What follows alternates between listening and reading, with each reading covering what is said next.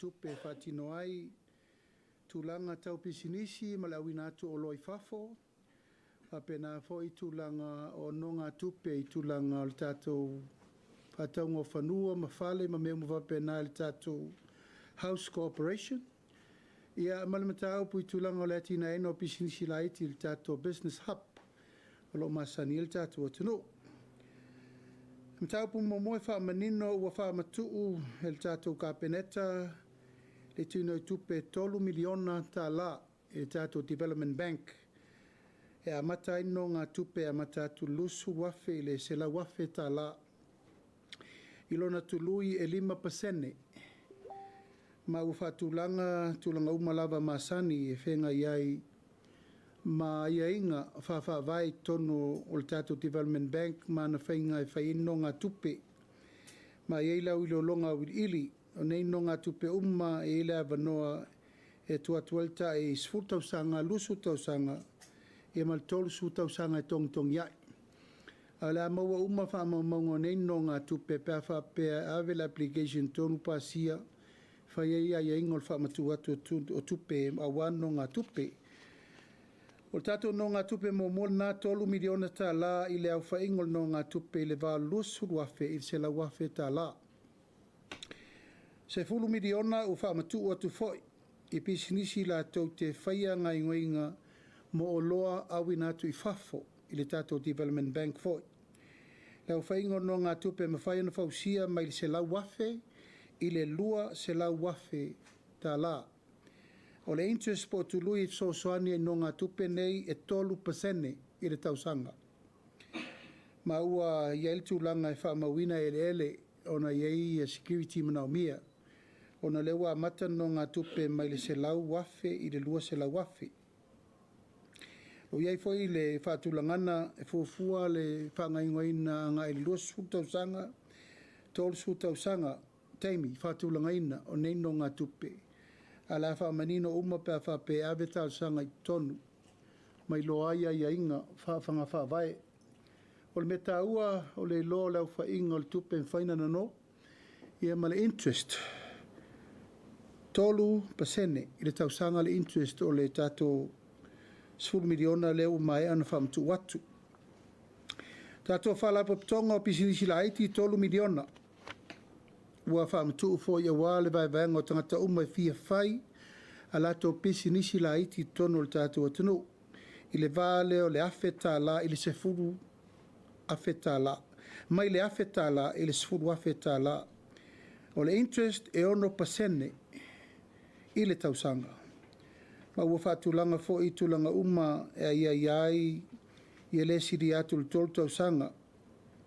Ia maisi ai inga whaale tupe pēr whapea e whaamanuia ina lau tālusanga I tulanga o le iai inga whapitoa. 3 miliona o whaatulanga ina fo I le whalapopitonga pisinisi laiti. Whalapopitonga tau whale le malo ua avena iai le 1 miliona tā la. A wā ia whamauninga o tangata whainga luenga me masani tātou Housing Corporation. No ngā tupe e mawhai ona whaatinoina, tolu sfuruafe I le 5 sfuruafe. Tātou tului whaatulanga ina le 5% le tausanga. O whātangata whainga luenga mana o mia currentors, e whamauni no ngā tupe nei. Ia ma ua iei fwoi whaatulanga na le sfuru su 5 tausanga. Se vai teimi tu sauno ina ili whaingo repayment o no ngā tupe nei. Ma la lafo fo il tūlanga o le aiainga a le Housing Corporation a wā fo il whaatulangana o ia aiainga mo no ngā tupe taitasi.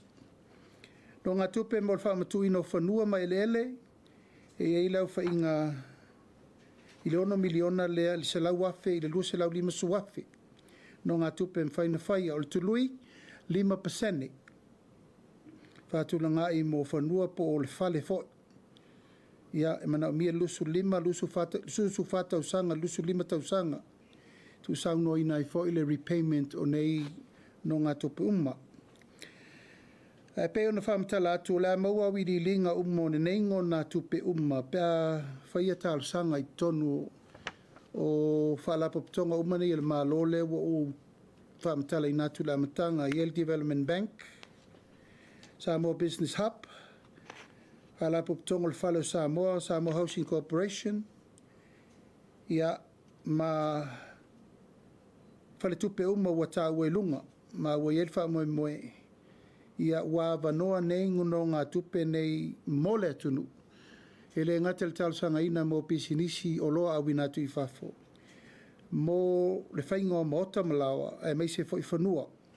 Ai mai se pisinisi la iti le tato Business Hub. Ma e watu ai le whamalo si aua, ai mai se foi whamamla manga, o i lato umolo mana mia no ngā tupe nei whaasota i sa o mtanga luengo lewa mai au no uta uatua. Lona lua ua whamalo lo le tu mau le so upo le malo. Au whanga solo ai le suenga le mta upo le nei na ese ai le whaiunga na tapena ka peneta, ma le whaiunga na whasala la wina. O le nei mta upo sa le te tau na tūlei mai peitai. O iei le tūlanga o le ese ai o manatu na mai le official ka peneta. Ia ma mea na whasala la wina. Ma e wo manatu e uipe i ala le tūla whono.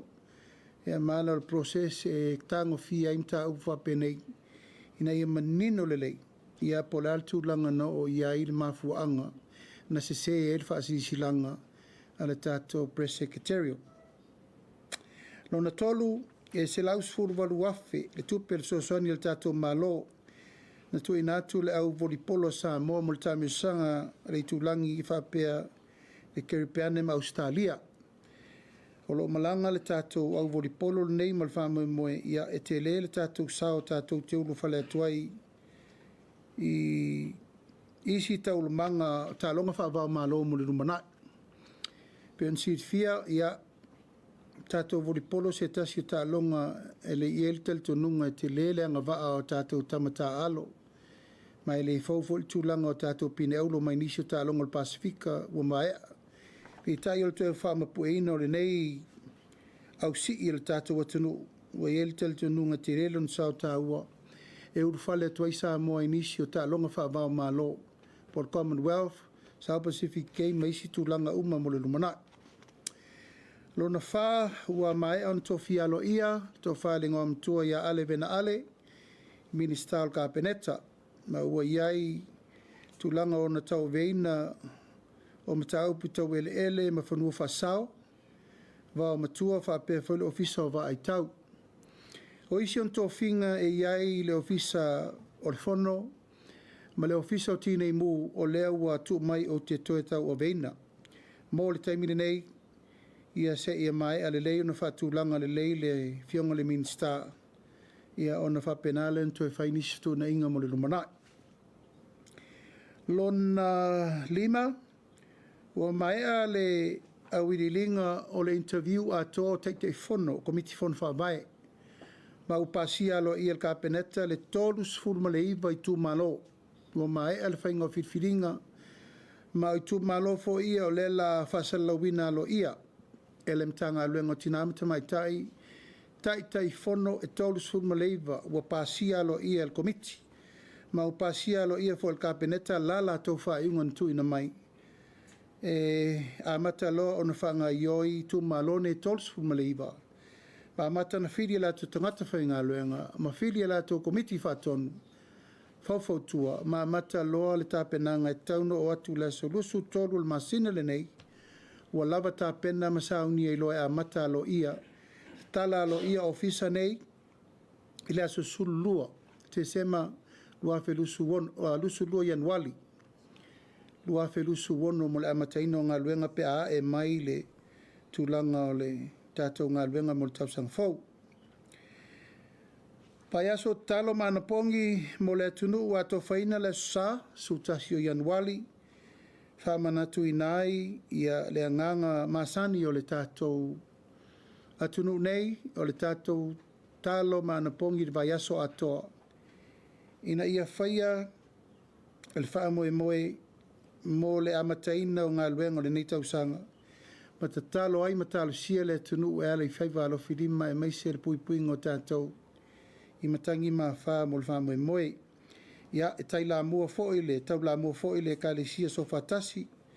Tātou por kalame whāpea foito whinga uma teitei I lātou o ua taiulu le tātou ekalisia so fatasi.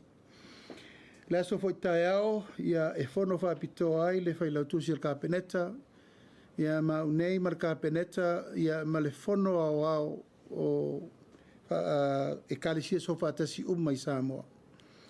Moe lava ina ia whamautu le nofo malamalama. A le ekalisia so fatasi Samoa ma le tatou whainga malo. Ma iai nei swinga o lewa mata na tapena le tatou malo, e ala I le whamoe e whaawua wai le aso le anapongi matatalo. Lua amata upu, whataua I swinga le la whatulai mai le tau amata le tau sangfau, mumua.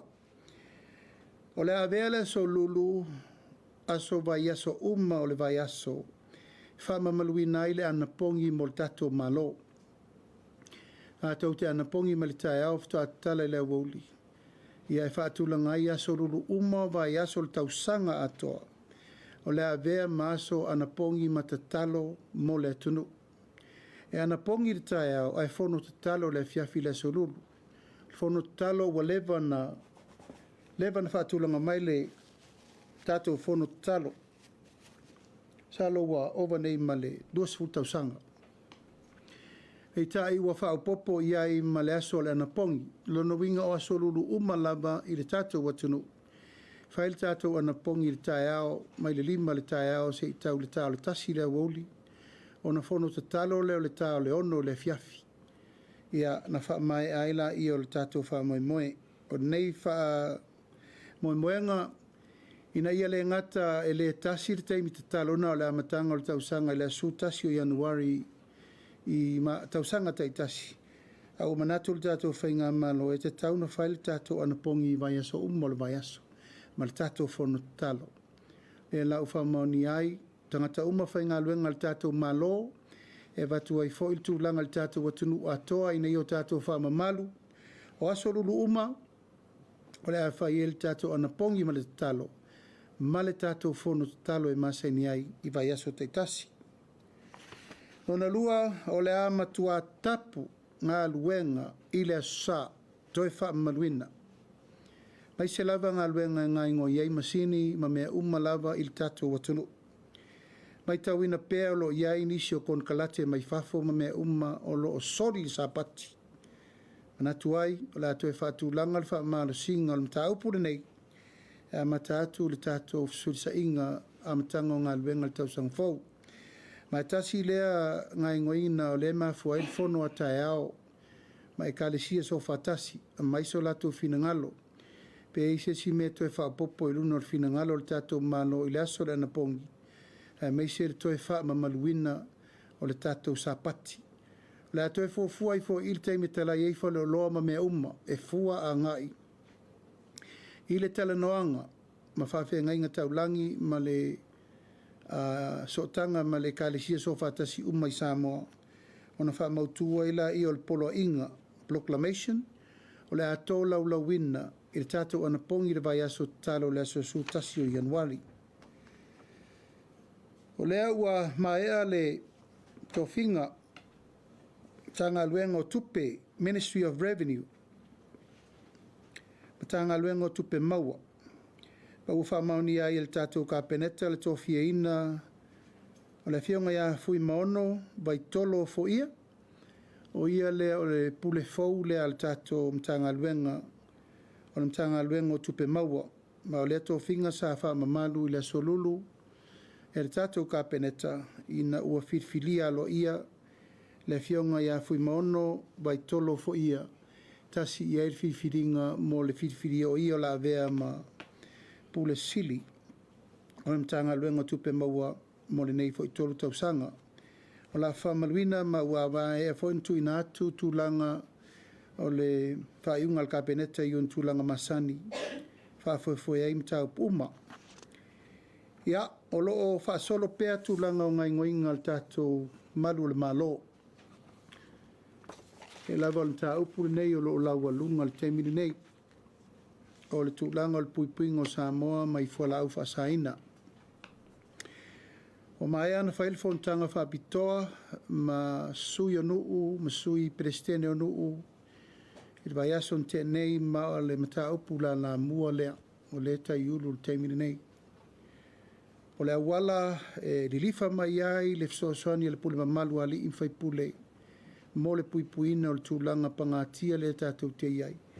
I le ngata i whalau whasaina a o a mio matanga e ala le sawa ino tinam whanau mta tai tono le tātou atano. Le ngata i lea o le aso foi ana nei e sa ta pena il fontanga lo ia.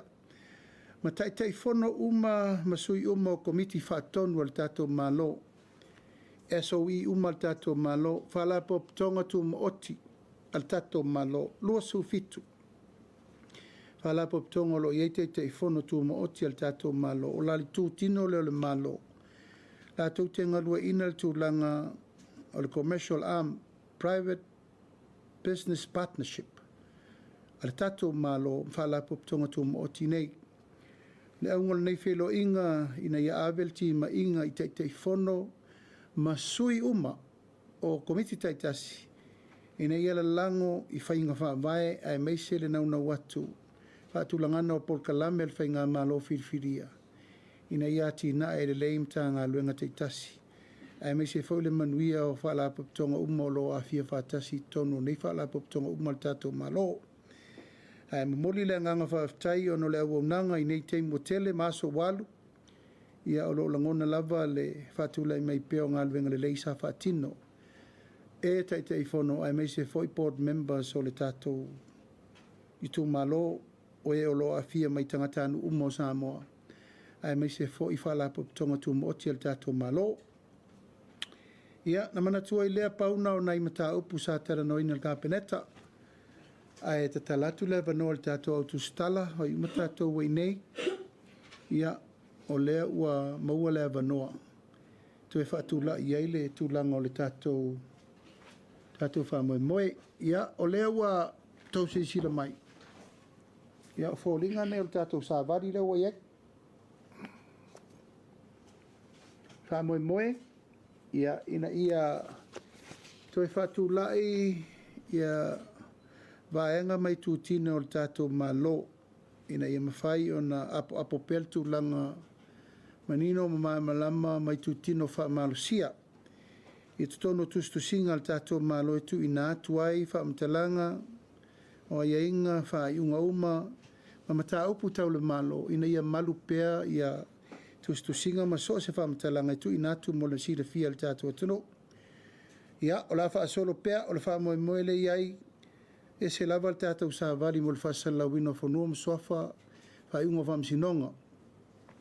Ai e se al tātou sāwari le nei. Ia o whaatulanga ina e alu mai whaasalaunga al malo. Ia o a umam tā upu e whaasalawina ai whaamanianga ia mo ngā lofa. Ia po a lava mta upu e te tau na whaasalau ai mta upu tau le malo. Ia o manatu le aunga mal whaamoe moe leo le fo i fufuanga o tātou tāpena iai. Ia e talatu le vanoa tātou au Tusitala ia po a ni whesiri tō te whina ngalo ai. Ia wal tātou polkalame le ne fiafi.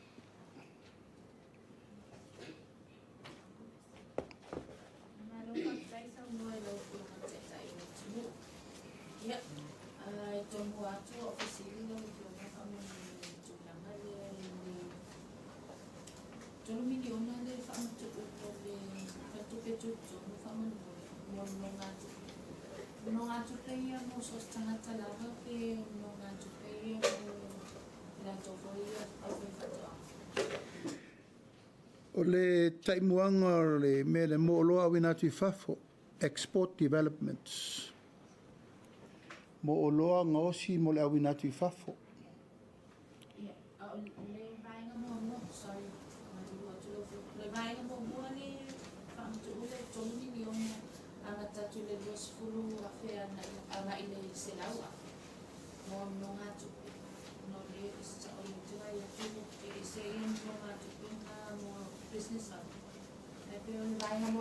O development bank e tolu miliona mo enterprises for export development. E ino na tupe na melusu wafe se la wafe. A le sinonga tupe fo i moltulanga la vole awinatu o loi fafo export development foi. e se lau afe, le lua se lau afe, Development Bank. O na winga o lato umalawa lo ngai ngoinga tūlanga tau whātoanga wha moe o lo osi, e lei, o uma mea mo le awinatu I whafo handicraft, ma mea uma o loa awinatu I whafo. So o se o loa e te whaia e entitled e export. Ela ele tolu miliona na e mawaino ngā tupe lusu wafe I le se lau wafe. O le se fulu miliona e se lau wafe I le lua se lau wafe. O na winga o lato uma ia e whaia ia tūlanga bisinisi. Commercial loan. Business commercial loan.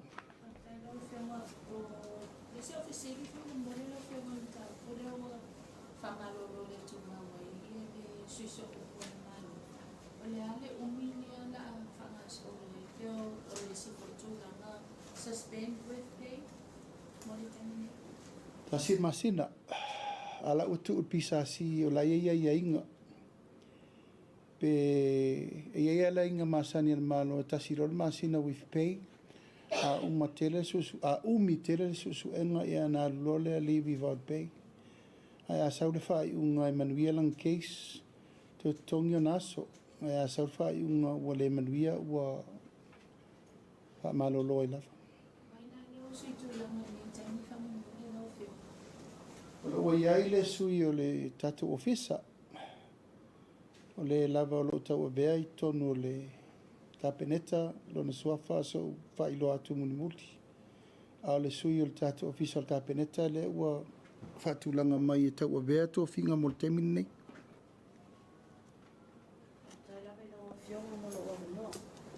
Ona auxilia ai tongu lava I te fono kon whawai, tongu sifuiva ne ua mautinoa. Sile atu po ia ini te fono lo awhia tori I o la tovia sa wale toi sa mai whenga pāpita. Ma leia se taunu mai le lisi atoa. Ma lisi nana to lau wina tanga luenga minsta o tinam ta mai ta. Awal mele na melka penete tolu suritu malo mai ana fatulanga lato whaiunga. E iei isi o tu malo o la iei whaipule, e iei isi tu malo o la iei no o palota. Na fua uma whaiunga nei I su enga al komiti e tu sa I performance. A lato sa whaipule wale to e o mai. Ea malatou la sa whaipule, le whaipule temi nei a wale whiwhiria ono le whale tonu o lato performance I temi le sa iei. Wa lai ona whiwhiri I stangata sa lato interview fatasi.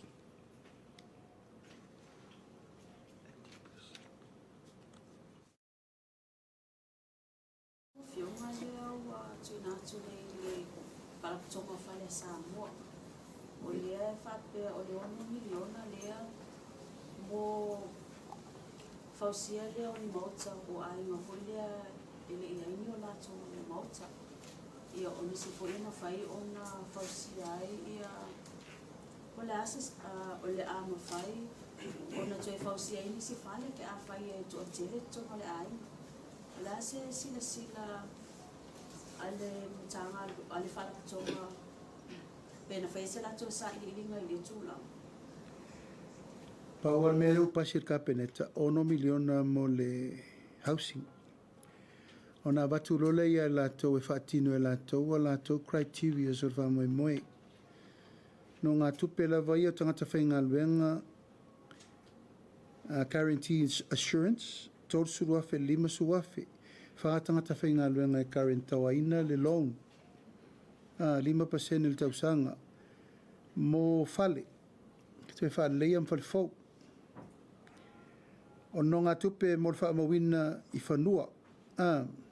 Wha mawina I whanua no ngā tupe lana ta I se lau wafe. I le luse lau 5 su wafe. Ia, lono minga ta uloa current tours whanua security lo minga mga o mia whanua. Mai o leo whaatulanga I se lau wafe I le luse lau 5 su wafe lau wha ingon no ngā tupe. Mai mana o miela ia pepo whanua e wha maweno ngā tupe la poa ia. Ai lai lalo le Samoa housing ala tau criteria terms.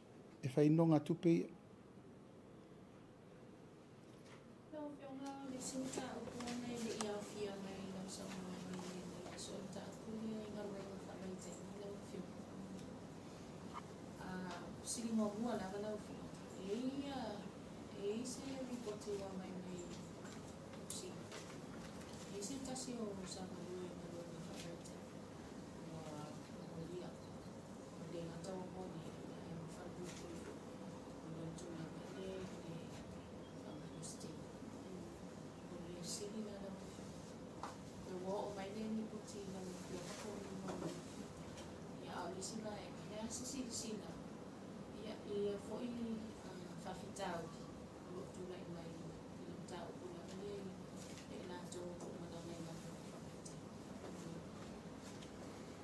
Ia, ua le masino le mau whawhitau li tātou RSE, le tasi wha ua matua te lea li tau whai sort out. Mai manatu o se ngaluenga tele le la toi whatulanga le tau sang fau. O ai tino mali liu, ia leu tātou vai iai, ua msalopo ua la latal tōrus furu tino mali liu, fo i mai.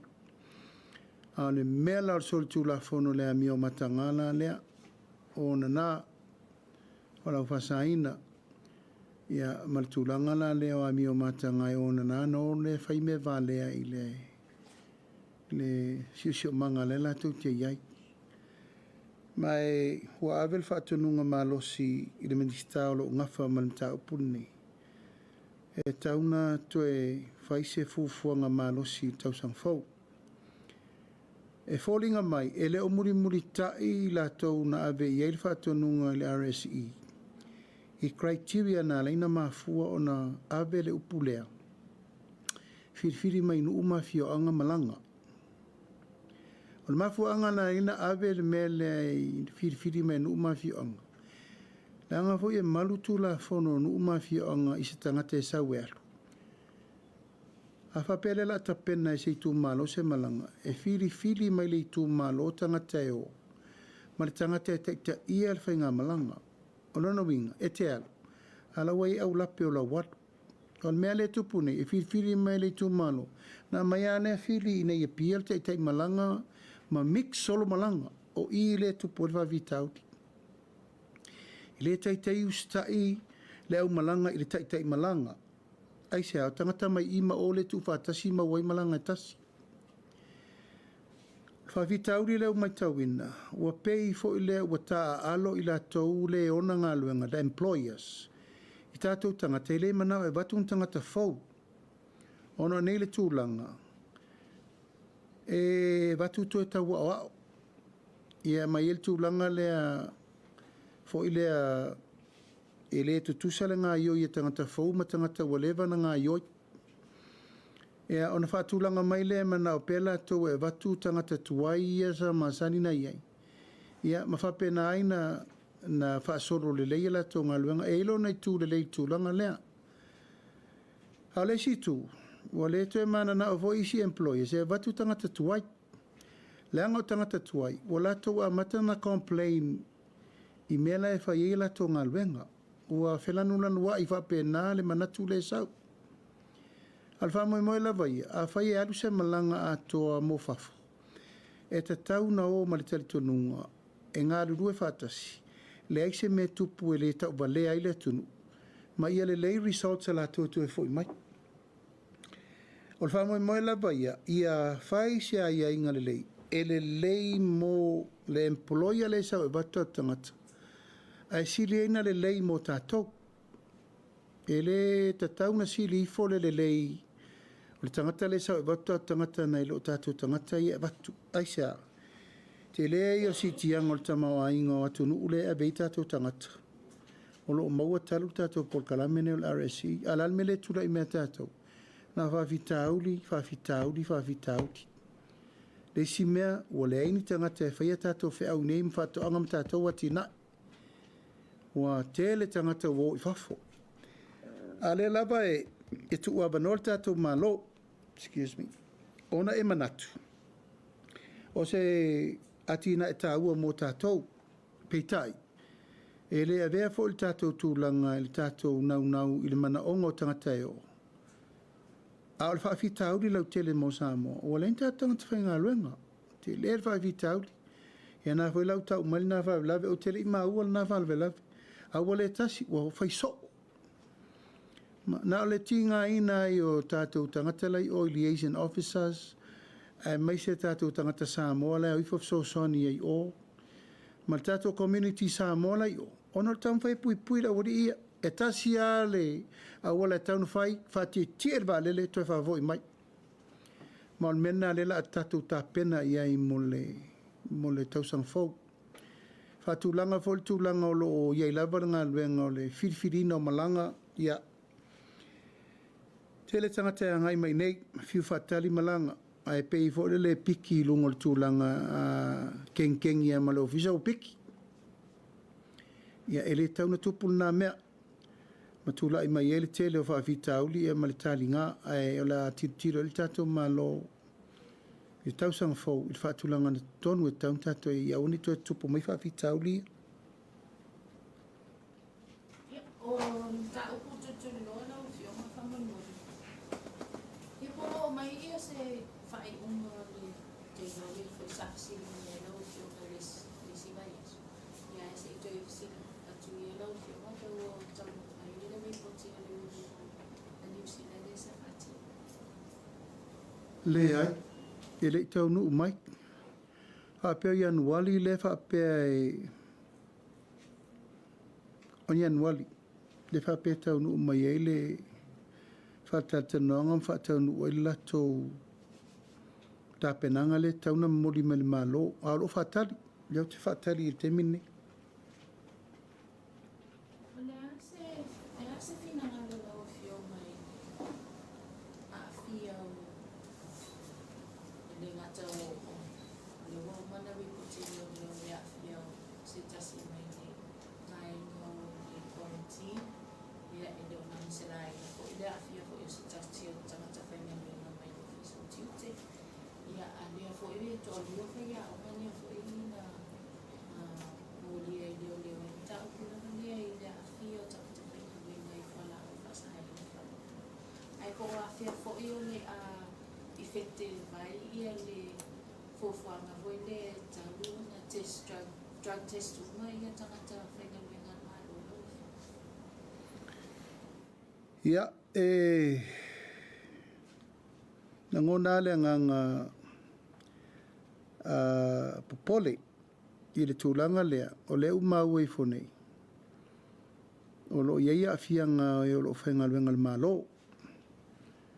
Mai o le tūlanga ai meise ala tau nei o le whainga luenga le pora. Tiute ia ma le tātou biosecurity. O la tau nei. La tau nei o le whaita toa la tau te siaki ina o loa au ina mai fafo. Ia le mai tau atu nei. Ia. O le la e afia le mtau. Mai o te whaftai ua maua. Mai wo umana avela o whatununga malo si leo leo. Awana i to solo muli e se whai unga. A mai ka loka o makakangi. Awana i to tu ua se noa. O la tau nei, o lo watu whatu tuanga le malo ia la tau nei whailinga luenga i whamaoni malelei. A leo mai tau watu. Ia le kiola te le tau mwhai pui pui le awina mai o me mai whaf. O le tau solo musa ia la tau nei le ui mai ia i o fuala au whasaina nei le tunu. Mai o le ufa ngā solo lava, na uto ufa fonga wa tele rates a leo leo wat a nei rates uma oka. E le ai se rates e fo i fua. Tele fuala ufa saina o le eisa, o marijuana, o paipa, o mea uma, matulanga o le umatua o iele lo loto o te mini. Ngā wenga lea. Sa tauna matua wha amalo sia le sfutau sanga taluai. Se manu e le mafia fia me le alu te mini. Ia le lau wa tu. E le waria i mele mele. E le ai se rate na alua leo leo. E le mau ai se mea. Al whanono o mātua. Tō lua. Ma le whanau. e iai matilo tilo ta maiti I ato matua nei. O lo iai uma me nei ton. O se tūlanga la matia le nā leu tato iai. O le mea fo nana ufa ma mafa le. Tala noanga ma sui o nuu, sui tina o nuu. Ma le tala noanga fo ina wha ma mafa, ma le tala noanga o whaini il tae ao. Directors ma chairmanship o le tato board members. Tato te a fifa tasi la valsisio manga le atunu. O lo loma nei le aso lua, vai aso fau, le fonutanga whapitoa, whaia onga umo le atunu. O la al ka peneta e Feiloaiga mali I matamaita I whaia onga lava o le atunu. Ai sea, o whalea onga, ma whaia onga, matamaitia onga le simele wo o iel te mini. Ma tau ana whaile wha marusinga al tatou malo, e re taunto tu whaua. Ona tatou nunga oka, mata ngā teli, lua whaia onga, la ua umato lua, ta māma le tina o tangata e whai, ai. A le mai tau atu, talo whai. Ia o ala me o lea o a o tamaiti. Tatou sila ia I le critical o le mele ualu. O a me ia o tamaiti a tu watu o tangata o lo fino ngielo na mafau I fuala au fasaina. Ai pe ono ufai atu, e re te tau mua alo le malo. La a ngā I mea no usainia nei fo I le si Warren Nate ne so. O le wha moe, ia ngā I le wha au susuenga nei, e le te tu whaua. Mai se le teimi nei o kirisimasi ma le tau sang fau, wa o Feiloaiga pe ono ufai atu momo, pe o kiri vanga o le suka le mele watu. E le lei. Nei le rei mo le tunu. Pe ono ufai atu e afe rua se lau tangata wa whale tonu mawhau, di poti na le ofisa of Amzinonga. E le taun tato no fonofo mtato tiutira mta upuri nei. O le ngā luenga, sa tauna whau, sforu rua sūtau sanga taruai. Manu se whape nei wa tautu mama ina le mta upu. Ia, alfa moe ia o le la wha solo. La umana ave le apopo inga lo viso leo o fai pla test. A mata mai loa al tau sang fau le engol fono fa solo umal Palemia. Ka peneta ato fa solo. E leise si le fai al testo menei. E o foi a teau. Tangata umma le Palemia ato, tangata umma a mata mai nal menei. Next year will be a hard year. Tu malo sil tato malo. Ka whaia ia inga uma, mo le puipuinga le walu mo tātou. Alfa mo mona, anga la tātou walu kirisimasi ma tau sang fau. Ai leo malo lo leo pe no fatu, I just sign another warrant e am leo. Mo le wha mo lea, o le mea tāu siama la wapopo inga, ia vaise si a whaina. Tulanga leo kama mole leo, tutau whanga mea te e o leo ka mata ia talia si tang fokulia na leo le tang whaina leo. E lei whatela no ina. E lei o mai fose pepa ka peneta. E se I whai mo mua le whaafita auri la tupu. E whai mo mua tūlanga o le tau whaafoefoi ino mta upulai mta ngaluenga. E ana si laila ia po ila tōlo whamaoni le whaatinongo ngaluenga. Tūna I ila I o mena o tongi e le se me whaingta. Ai se ia maia ia ingo performance ma mea uma na fua le ia I o tato mele atu. Al tongi e le se me whaingta si, o me whaingo whiana whai. Ia la whena tongi e le o leile performance. Tato fua ina e le whapea na o le tupe aru vale le maloa e le o leile whaatinongo ngaluenga. Ta wan tato matai tu fua le whaamanuianga I lungo le tali mai o ngaluenga le te whaia le lei mo le tunu. Pea lava I rena o leo fo. Taun tato vai upu foi na ave pisasi vai tato performance engagements. E fua na ina le sitanga. Fua foi na whaamanuianga tangata teito tasi. E la me tu oi pea whapea lai whanau ni me le leilo. Lau tau tua ma lau ngaluenga whaatipu. tutuloa ono le safsilia ko lawa fio kan tau le sa fata o le asitulanga ona le tutua le sa Samoan fio kan tau fio Ua a mai le lipoti le komiti whaapitoa mai i whainga whono inai o le atufa i tangata teito tasi tupe. O lono winga whaitau au whai ummo tangata na afia. A whai le tu malo sa whata tasi lua masi umu. Wo o mai la le lato wata whata i tai e tufa o mai le 10 miliona lea. I tangata anu malava o sa whata. A mai si le pito anu leo ta fito ala. Le sa pito isili na a. Le afia. Lona lua o pisinisi. Lai afia. Po le tūlanga o whale tūlisi. O le tu atu tangata ua tā ele ua sua uar sami. Manongi whale tonu.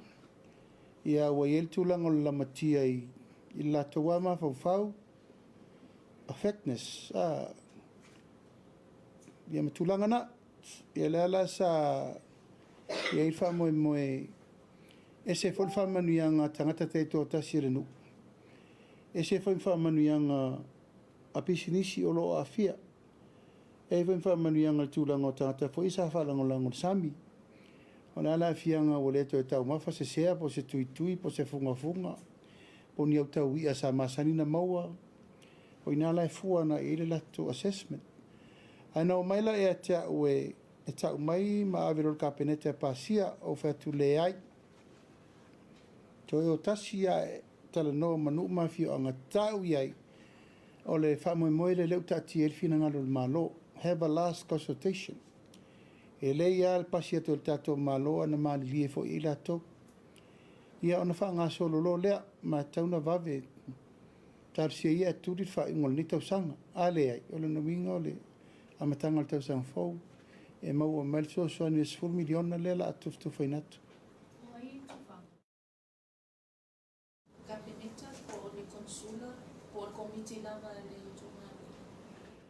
O le paul whainga wha vaile na mai o le au whainga e maua tangata teito tasi. Ma le au whainga e maua pisi nisi teito tasi. A o le tau au whainga ma le tūlanga o le sensa o le tūmalo. O le ala mai tūlanga o tusinga i ngoi na iei. Teimi o le pālota, ma teimi o tusinga i ngoi le malo. Ia na mai rola i o le tūlanga e loa i tangata teito tasi. Mai le tangata matua tau le pepe. O ina fo lai fua i elfa manuianga i maua. Sa mai mua ma le mele o le household o ainga. E a tato tiutiro e le pāleni le mele o le ainga tō wha, ma le ainga tō sufa, ma le ainga tō vasfo. E taulana o individually tangata te tō tasi. Ina ia mawhai o na maua umawha manuianga e whea. I tūlanga o tuwhaina o tupe. Ina ia manuia tangata i tō tasi, ia manuia ile lau tele o le tūmana. So will the government be the one who will be distributing? O le malo. Mai a pasia mai lor whelo inga mulimuri lela whea ngai mali tūmalo mal komiti. Ea o na ngawharola i o komiti mai a inga ia sao ma ia wha maoni le tuwhaina. A mai identification o tangata teito atasi mai o la asaini i tue ngā tūlanga lea. E uane i o peo le tato tai lima Tusitala volen tuwha o le tato national ID. E ovane, e luas furu afe tangata e ova. E li lopo i kangakai o over population o Samoa. This will be run very carefully. Ma assess le lei. Ina ia sao tangata saini le tangata ua mawalan tupe. Ia mauane in tangata e duplicate. Ia mati tangata e tau ingoa e lin tangata mo. O te talitonu ua ngawha taulima ina le komiti. E whai le mea mi o tonu. Infantino la te tiute accordingly i le au whainga o le tusinga ingoa li tu malo. Lona winga e tauna fsosoani sui o nuu. Sui tina o le i tu malo. tu whatasi, le tu whatasinga le mele atu ma le malo. I whaero le whainga mana muti. Ia e nisi wa fisi. O kai ku pere karia lo suani ia so.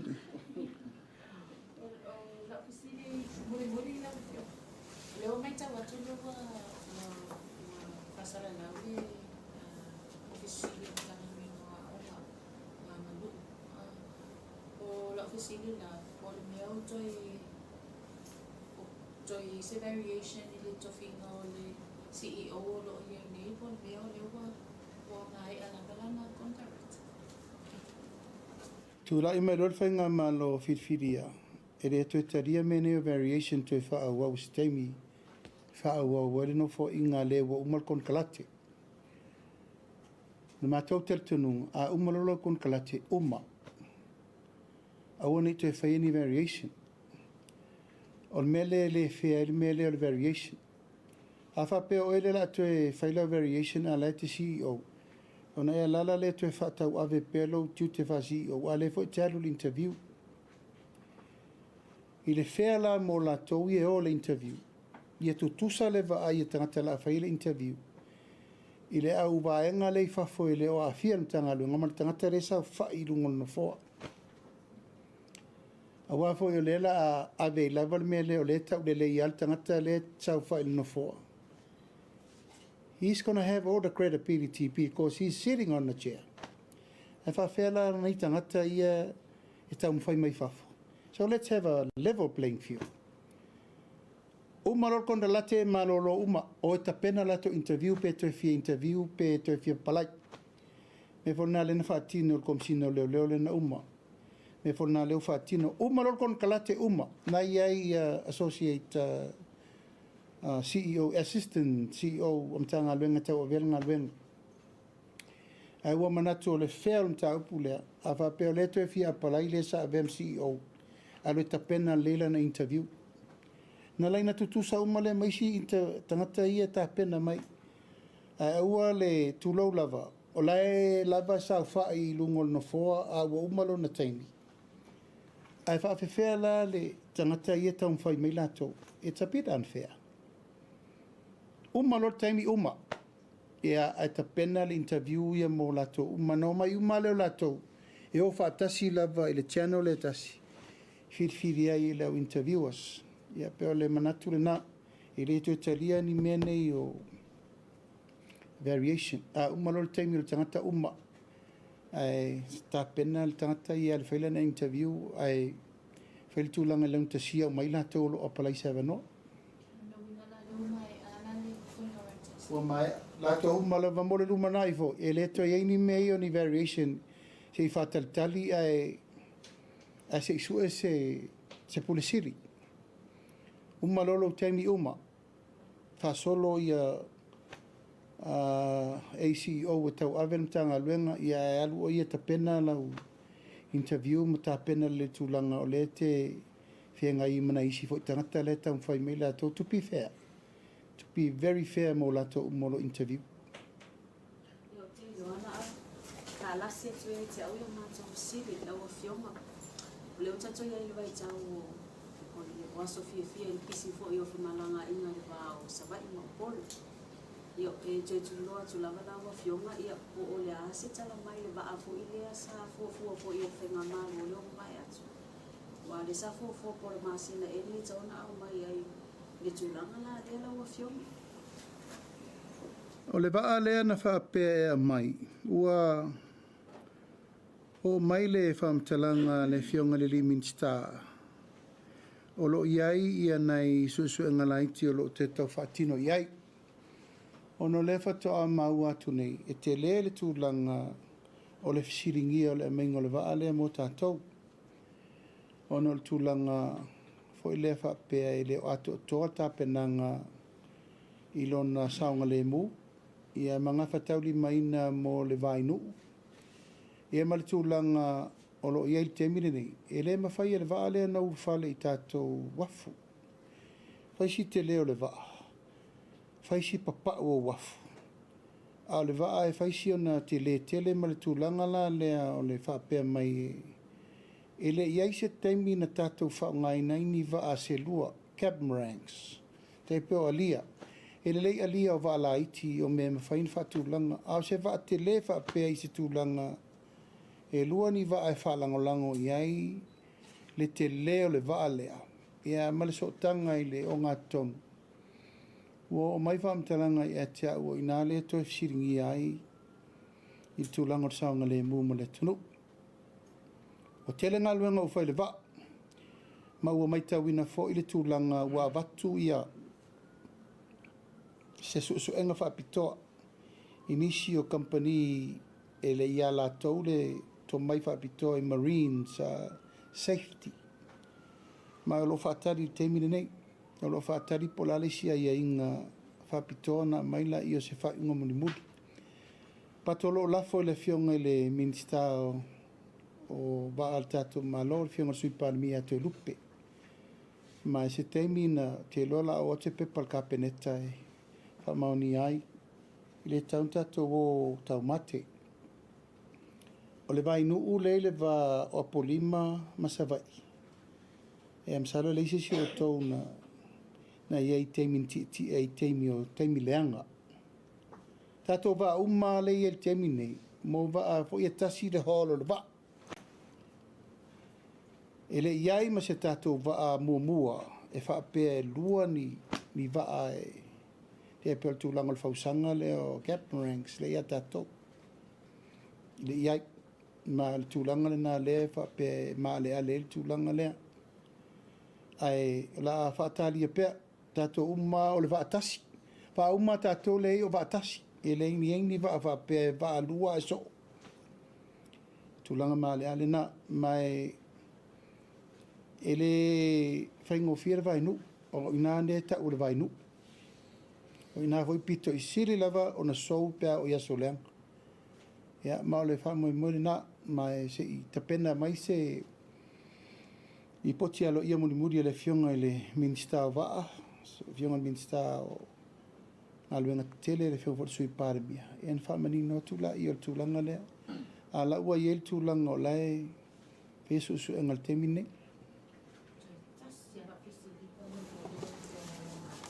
e tūlanga na mele i whala au whasai o no lea sa o te mantua le sa i no sa no le la ia le vai whapitu ai screenings mo tutu i la vai ia mo tu no si a ke le au mai o whala au whasai au le sina mai no la fisili le le toi sa i mai la ia mo tutu a o i tutu i la whape e lo na to lo o mai le es au le a o le a sina tōtala pe sa so ta i o la ua sosa ni mai tutuila la ua ile warehouse ma la fu fa solo il tato screen al tato screen la e ia inga le fai o a fa pelo o screen na tu o alai masalomia i rita fie tutuila i rita fie tutuila a ua ia ile red flag o le red flag le na e fatoa fatau nuu mai ai ni ma faufaunga lea ia maua le tangata na vifo le pusa maua ma le tangata le pitia le pusa i nei ia ai lua le tato maa le la tonki ma o le fautuanga volna na mai la latou o leva na latou tapena i mea nei o susuenga vapea lena laina maua isi mea ia na maua nei na advice mai o wa ile ato pa ule mai ia malato we o lo mai ia le la na fatal tali tangata la ko piki ia le ato pa ule ala ku o ka ka quarantine ia se i baila ka ko mafi fi o fale ko ai o leva on a fight tato si sila ia te leo fale to ai o te lola ua la lango mai tu twila o le vai so foi na te nei na pasi alo il kapeneta masini fa ata fou uma mo le ofiso tiutie wa ta penalta to malo e le to fatalia a mai quote so masini nei ma fa tau mai lo masini nei mo malai va lele wafu Mai se foi tūlanga o le tātou post office, scanners, ia matua I vā ili le lei le mele utupu. Mai e matua o le loto. E le ai se rate na alu e le mau ai se aisa. Ioi, matua matautia, au tā vale feo I tangata, au whale a whau e tangata. Au tangata e le e whai ngā luenga tangata. Ioi, pei ni sifi nei tangata. Ia, o le lava o tā pena le tātou whai ngā malo. Le tū sili na tā ua o alo ma whānau. Ia, e mau atu le tangata e tō lua te ineti a tō tasir tō lua. Ioi, tātou vai e le mtau tia o le mea. Ia, o a fianga na, o a fianga mata ngā na. Ia, o tātou taun whaine iai. Ma o le mau la tau ia e asa ina ia rates ma mea uma I nisi fo teimu alu. E le ai se rate e le mau atu ai se teni titi tala vau. Tonu o whale o tangata nei. Ia lona winga, o mea lava nei e wha ula, wha naua le tunu, e whaia mionga matanga. It's very bad. Ma e tauna matuatu lai whaatasi ai le tunu atoa, o le talusanga lava le ave, pule maruari imwhai pule. Ia me se fo itai o e kalesia, o nuu mawhioanga, o le ngā luenga, tauna sila whaatasi ei samo uma, le lei, tātou uma, tātou te whai whanau uma. Lasau si sila ma lasau vavai a fia se si au whanau teine, ai se a whanau tamaita. E le mwhainta tali, e le mwhai le lei. Ia e lafo atu fo I mātua, wa al mena o responsibility e mātua me nei. Ia e pei lava o isi teimi ia wa watu e mātua, ale o vai e. Whawhewhena mai mota maiti le whale, e talai ato fe a vea ia mātua, e whawra la i e fuala au whasai nei tonu. Whātonu ina lo fisa o leo, sa e whamatala, awa nei toi teu ma whare ni up, whamatala me le atunu. Ia I loa le atunu leo ngā ongo le mele ua ei, mai sean mele mai whafo. Mai o le nganga le nā, ma le whamoe moe, tātou a lofa le atunu, e taun tātou vai, me o tauna whinau e fo I a temi nei. Ia, mori le ngau whaftai, lau mo mai sa mo le nei fo I tūlau le fiafi. Nganga lava mal whamoe mo le nei pol kalame nei manino ma malama le lei tūlanga uma I mta upolo tupul tātou atunu. Mo le atfoi le whaftai tele I tūlanga le tāpo I mai, e mei se le talo mai le au noa e ala fufuanga le tātou malo. Whaftai fau whai una manuia le whauntanga le Palemia, tātou whenga I nei vai aso. Ia, e le lai titi foi tau lumanga mwhamoe mo ngā sa whai ono le tula whono tā ua. A be senga o le inoa tau le leo Samoa mai le fua o liuli. A le malo e lopa, le tātou te nanau I ei whasa o sa.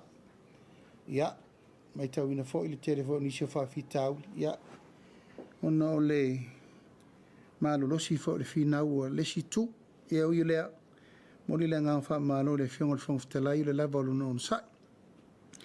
Ia e whapenasi la ngona nei fiafi whaftaile mai mo mai, ma le taltunungo la tātou Tusitala, tātou porkalame le nei, ia I le vai asa fau o momo, al nei tū la, o le atu momo ongo le whai ungo le nei vai aso, tātou whesire whai pēr tātou porkalame masani le nei, e wha soifuia, mai manuia le fiafi.